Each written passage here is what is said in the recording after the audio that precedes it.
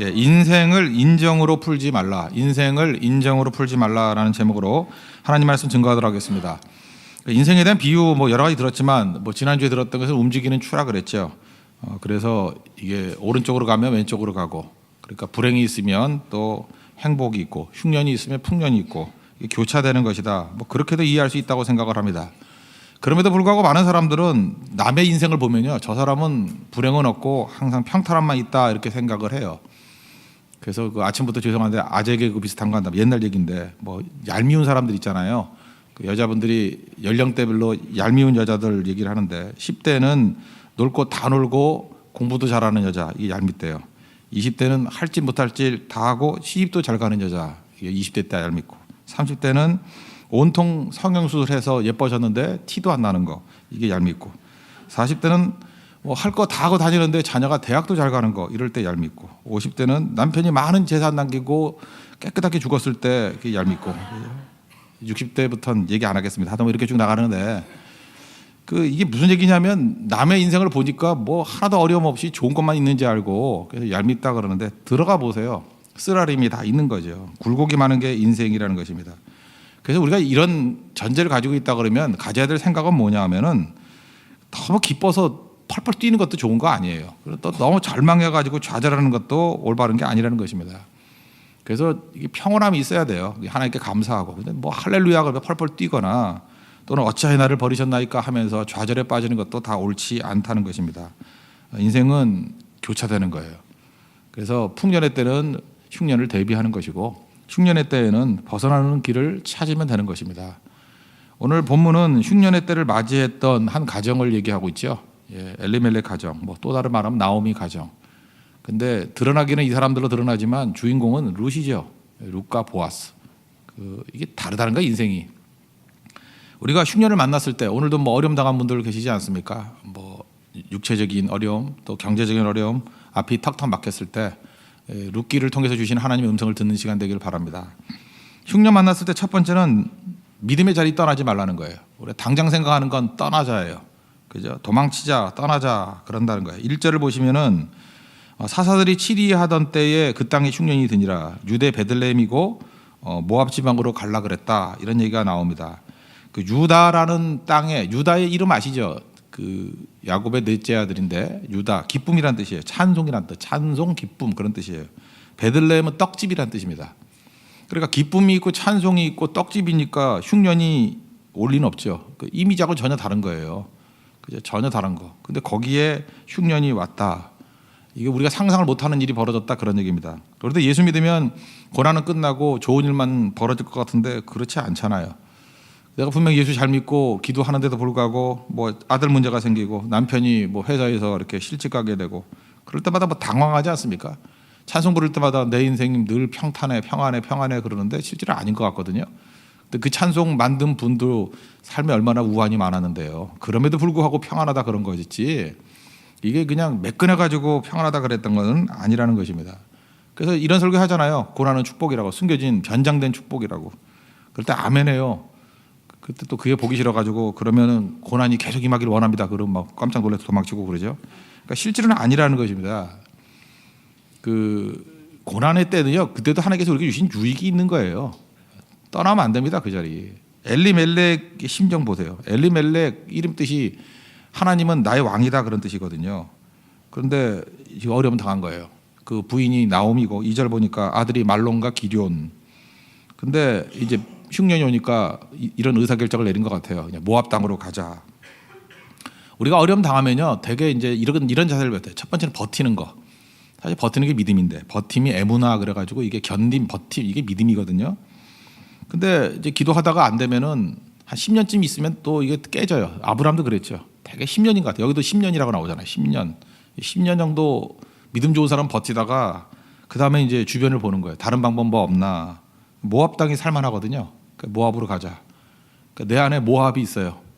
뭐 이렇게 어려움 당하면은 뭐 동생이 잘하면 동생 집으로 가자. 뭐 부모님이 잘하면 고향으로 가자. 뭐 그렇게 다 있어요. 그죠? 저같이 서울 사람은 고향이 없어 다행이야.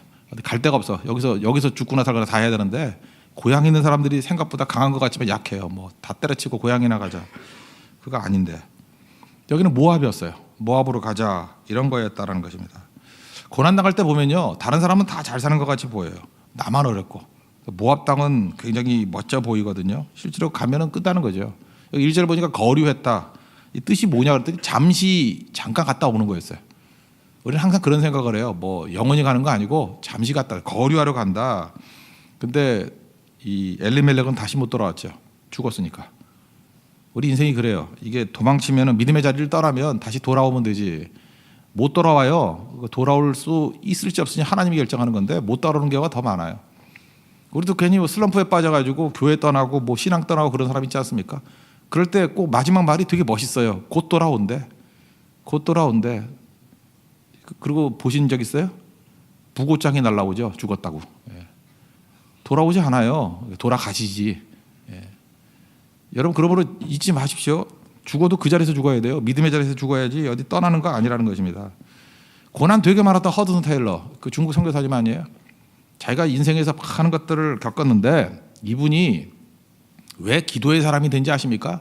믿음의 기도 그러면 조지 밀러하고 허드슨 테일러 아니에요. 뭐든지 아무것도 없는데 기도로 다 이루신 분. 이게 하루아침에 생긴 게 아니고요. 이분이 했던 초창기 이게 그거예요. 이제 많은 경험을 하고 난 다음에 삶의 모든 문제는 내린 결론 너무 뻔한 답이에요. 환경에 있는 게 아니라 하나님과의 관계에 있다. 우리 삶의 많은 문제가 환경에 있는 게 아니에요. 돈 문제, 뭐 자식 문제, 남편 문제 이런 게 아니에요. 하나님과의 관계에 있다. 이거 깨달은 거예요. 이거 위대한 발견이에요. 그러니까 하나님과의 관계에 있으니까 있는 모든 힘을 하나님 앞에 쏟아붓는 거예요. 그래서 기도죠. 그래서 다 얻었어요. 그래서 다 승리했어요. 아무도 없었는데, 선교사 아무도 없었는데 900명 넘는 선교사 기도했더니 왔어요. 영국에서 옛날 중국으로 가는 거냐? 지금 달나라 가는 거예요. 근데 900명이 왔어요. 우리도 참 되게 믿음이 없는 거죠. 그거 무슨 뭐 350명 파송 못할까 봐 지금 걱정하고 있고. 영국에서도 900명이 왔는데 기도하고 어저께 기도했더니 240명까지 됐다는데 한 100명 더 가야 돼요. 그죠? 막 기도하면 이제 엉덩이가 뜨거워서 일어서게 될 거예요. 그죠? 기도하라고요. 그거예요. 환경의 문제가 아니라는 거예요. 하나님과의 관계의 문제지. 그러니까 해결이 되는 거죠. 떠나면 안 되는 거죠. 가끔마다 믿음 없는 사람들이 이런 얘기를 해요. 뭐 애가 이제 고3쯤 되니까 뭐 가까운 교회 보내게 만들겠다고 뭐 이러는 경우가 있어요. 참 문제가 되는 게 뭐냐? 그 부모가 뭘 모르냐. 특별히 그 엄마들이 그런 소리 많이 하는데 믿음의 공동체를 뭐 여기 갖다 붙였다 저기 갖다 붙였다 하면 되는지 알아요. 그죠? 뭐 아무데나 가면 다 되는지 알아요. 그러니까 믿음의 경험이 없기 때문에 그래. 자기가 체험이 없으니까 그냥 아무데나 갖다 붙으면 다 되는지 알아요. 그래서 이제 아들을 데리고 와서 기도해달라 그러더라고. 좋은 대학 가게 해달라고 기도해달라 그러더라고. 내가 그러면 안 돼. 우리 교회 아니었어요. 저 이전 교회 있을 때 얘기해요. 내가 그때 그렇게 기도하면 안 되는 건데 사실은 제가 기도를 했어요. 안수 기도를 해줬어요. 하나님 이 아들 사랑해 주시고 집에서 가까운 대학 가게 해달라고. 집에서 가까운 대학 가게 해달라고. 내 지역은 얘기 안 할게요. 그 집에서 가까운 대학이 거지 같은 대학이에요. 제일 가까운 대학 가게 해달라고.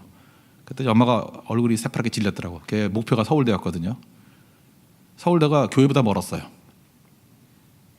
여러분 학교 갈 때는 멀어도 가면서 우리 태도가 그렇잖아요. 잘 보세요. 그 아들은 흉년 안 만나나요? 인생 살아보니까 흉년 안 만나던가요? 그 아들도 흉년 만나요. 그놈은 망할 거예요. 왜냐? 흉년을 이기는 법을 배우지 못했기 때문에. 그냥 피해 다니는 거거든 계속. 그거 부모한테 전수 받았잖아. 그러니까 걔는 맨날 모압 땅 가다가 모압에서 죽거나 살아도 반신불수돼서 나타날 거라고. 누구 책임이에요? 그건 부모 책임이에요. 뭘 가르쳐야 돼요? 제주도 갔다 와서라도 그죠? 본교에서 예배 드려야 되고 떠나선 안 되고 믿음의 자리를 떠나선 안 되고 그걸 보여주는 거예요. 애들이 원망을 하더라도 그지 뭐 하는 거예요? 힘든데 아니야 믿음의 자리는 떠나면 안 되는 거야. 예배 자리는 떠나는 거 안 되는 거야. 그러면 투덜대다가도요 위기 순간이 오면 애들이 부모가 한 거 기억난다고요. 아 그게 살 길이구나. 그게 기독교 명문 가정입니다. 그러므로 뭐 더 설명 안 하겠습니다. 중요한 건 뭐냐? 결코 흉년의 때 믿음의 자리를 떠나지 말라. 믿음의 자리 떠나는 건 그건 선택의 어떤 가능성이 아니라는 거예요. 그건 죽으러 가는 길이라는 거예요. 두 번째로 흉년을 만났을 때는 사람 의지하지 말라는 것입니다. 3절을 보니까 남편이 죽었어요. 근데 남은 게 있거든요. 두 아들. 그죠? 말론과 기럨 두 아들. 그러니까 아마 나오미는 두 아들에게 소망을 건 것 같아요. 소망이 아들이니까. 거기서 이제 며느리도 없고 이제 한번 새 힘으로 일어서자 이렇게 생각을 했다고요. 근데 묘한 건 뭐냐면 사람을 의지하면 그 사람도 죽어요. 너무 의지하지 말아요. 사람을 사랑해야지. 의지하면 죽어요. 다. 아들도 다 죽잖아요. 그래서 우리가 인생 가운데 제일 많이 하는 얘기가 뭡니까? 그 진리 같은 얘기죠. 사람 의지하면 안 된다. 사람 의지하지 말아야지. 그러면서 또 의지해요. 그러니까 바보지 잠깐 반복하면 된다고. 하나님 의지하면요 결코 후회됨이 없는데 사람 의지하면 다 후회됨이 있어요. 하나님께 아뢰면 응답이 있는데 사람에게 아뢰면 다 소문나요. 지금도 계속해서 뭐 사람하고 상담하고 뭐 날 도와줄 것 같아요. 다 적대요 나중에. 그러니까 바보짓 하지 말라고요. 사람 의지하면 안 됩니다. 성경에 계속 얘기가 뭐예요? 사람 의지하면 안 되고 하나님만 의지해야 됩니다. 그런 거죠. 세상 의지하면요 그 쓰러집니다. 근데 하나님만 의지하면은 절대 넘어지지 않고 견딜 수 있다라는 것입니다. 그래서 위기 순간이 오면 그 사람의 믿음이 어떤지가 드러나요. 그 한자 중에 낭중지추라는 말을 들어보셨죠? 주머니 속에 있는 송곳은 밖으로 삐져나오게 돼 있다. 그러니까 주머니 속에 있는 송곳은 숨길 수가 없다. 우리 믿음이 낭중지추예요. 믿음의 날카로운 송곳은요 아무리 감쌀라 그래도 드러나게 돼 있어요. 언제요? 위기 순간에 그 사람의 믿음이 드러나게 돼 있다라는 것입니다. 그래서 우리는 내 자신을 의지하는 게 아니고 사람 의지하는 게 아니고 not by self but by grace 하나님의 은혜를 구하는 거라고요. 그래서 주님만 의지하는 그 믿음이 드러나는 은혜의 역사가 있길 바랍니다. 지금도 사람 의지하려는 것들 명단에서 지우십시오. 사람들은 다 지우고 오직 by grace 하나님의 은혜만 붙들면 승리할 수 있다는 것입니다. 세 번째는 해결책인데 빨리 회복의 자리로 돌아오라는 것입니다. 6절 보니까 이제 두 며느리와 함께 모압 땅에서 돌아오려 하며 그랬죠. 돌아온다. 돌아오는 게 답이죠. 돌아와야 또 살 수 있다라는 것입니다. 잘 보세요. 지금 나오미는 뭐 남편 죽고 아들 둘 죽고 며느리 둘이 있는데 뭐 의미 상실했죠. 희망도 상실했죠. 딱 한 가지 소식 들었어요. 자기 백성을 돌아보셨다고. 그 하나님께서 권고하셨다. 옛날 말은 권고라고 돼 있는데 권고가 care for란 뜻이에요. 그러니까 돌보셨다. 이렇게 자녀들 돌보셨다. 그러니까 잊지 않으셨다 그런 거죠. 하나님이 자녀를 돌보셨다. 그러므로 옛날 땅으로 돌아가자 이런 생각이죠. 뭐 옛날에 그런 거 들어보셨죠? 뭐 황 목사님이 설교하실 때 예진데 저도 뭐 그런 거 케이스 많이 알아요. 그 반포에 있을 때 18평짜리 아파트였어요. 그거 팔아가지고 25평으로 이사 가고 그거 팔아가지고 뭐 40평인가 이사 갔는데 잠깐만 외곽으로 갔어요. 근데 그 40평짜리 집이 지금 뭐 지역 얘기 안 할게요. 김포집 어딘데 6억이래. 근데 옛날 그 18평짜리가 지금 24억이 됐다고 하는 뭐 그런 얘기. 그러니까 그 사람은 이사 안 가고 그 집에 죽치고만 있었어도 된 건데. 그죠? 우리가 인생이 그래요. 자기 딴에는 안 쓰고 안 먹고 절약해서 아무것도 안 하고 선교도 안 하고 헌금도 안 하고 아무것도 안 하고 죽도록 고생해서 거지 되는 거예요. 그죠? 진짜 그래요. 아니면 다 모아놨더니 도둑이 다 거두어 가시든지 열심히 모아놨더니 갑자기 세무서에 연락이 와가지고 세무조사 그랬더니 싹 가지고 가시든지 그 쓰는 거예요. 그죠? 하나님 위해서 쓰는 거예요. 그 교환 가치인데 그 뭐 바보짓 하고 있어요. 그때 이제 깨달은 거예요. 돌아가자. 이때도 늦지 않은 거죠. 근데 이 돌아가는 게 쉬웠겠습니까? 이 사람은 비교의식이 있잖아요. 다른 사람의 넉넉함을 바라보는 게 힘든 거예요. 지금도 교회 못 나오는 사람 중에 하나가 뭐냐면 교회 나오는 사람이 너무 행복해 보이는 거, 잘 사는 꼴이 보기 싫어서 못 나오는 사람도 있어. 인생이 그래요. 나는 너무 불행하다는 거예요. 내 친구가 있는데 쟤는 너무 잘 나가. 나는 동일하게 시작했는데 나는 너무 초라해. 그래서 못 가겠어요. 이런 사람도 있다니까요. 근데 그게 믿음 진짜 더럽게 없는 거예요. 나오미는 그거를 뚫고 가잖아요. 고향 땅으로 가자. 나중에 이제 나오지만 고향 땅에 갔더니 조롱 받잖아요. 이름이 나오미 뭐 기쁘다 그랬는데 나는 말하다 뭐 쓰다 안 기쁘다 뭐 이렇게 표현하면서 그래도 가잖아요. 이게 믿음이죠. 이게 믿음이라고요. 그 나오미의 위대성이라 그러면 그래도 일어섰다라는 거예요. 갔다. 뭘 하나 보고 간 거예요. 그 양식 있다 그거 보고 간 거예요. 근데 그 돌아간 게 뭐 대단한 믿음도 아니에요. 사실은 회개하고 돌아온 거 아니라고요. 내가 주님을 떠나가지고 나 주를 멀리 떠났다 부르면서 돌아간 것도 아니에요. 양식 있다 그래서 돌아간 거예요. 세속적인 관심이죠. 그래도 하나님께서는 이걸 또 귀하게 여기시는 것 같아요. 그래서 여러분 신앙생활 할 때 제가 말한 건 오래 믿은 사람 얘기는 아니에요. 초신자들이 교회 올 때 너 왜 오니? 그러면 사실 목적이 신앙적인 것 갖고 오는 거 아니에요.